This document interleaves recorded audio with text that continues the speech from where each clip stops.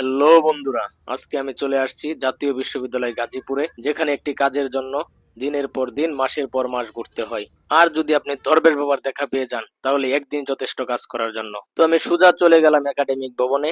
Academic ভবনে যাওয়ার পর আমাকে বলতেছে আমার তো আবেদনে ভুল হয়েছে। আমার তো মাথা নষ্ট। আমি তাড়াতাড়ি করে আমার আবেদন কপি সকল কাগজপত্র দেখলাম, দেখে দেখি আসলেই তো ভুল।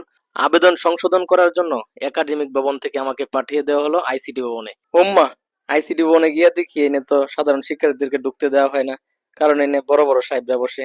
আমার মাথা তো আরো নষ্ট হয়ে গেল। এর মাঝে হঠাৎ করে দরবেশ বাবার দেখা পাইলাম। দরবেশ বাবা বলতেছে আমার কাজ করে দিবে, কিন্তু আমার চাইতে বড় দরবেশ বাবা আর কি আছে। আমি নিজেই পায়ে হেঁটে চলে গেলাম ওয়ান স্টপে। সেখান থেকে আমাকে বলল প্রশাসনিক ভবনে যেতে, কিন্তু দরবেশ বাবা তো কোনোভাবেই আমার পিছন ছাড়ছে না। সে তার হাতের জাদুতে আমার কাজ এক নিমেষেই করে দিয়ে দিবে। আরে, আমার চাইতে বড় দরবেশ বাবা আর কে আছে। আমি নিজের কাজ নিজেই করব।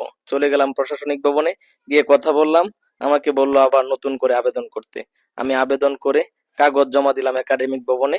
নিজেই হয়ে গেলাম দরবেশ বাবা। দাঁড়িয়ে থেকে কাজ কমপ্লিট করে চলে আসলাম। দরবেশ বাবার ভাত মেরে দিলাম।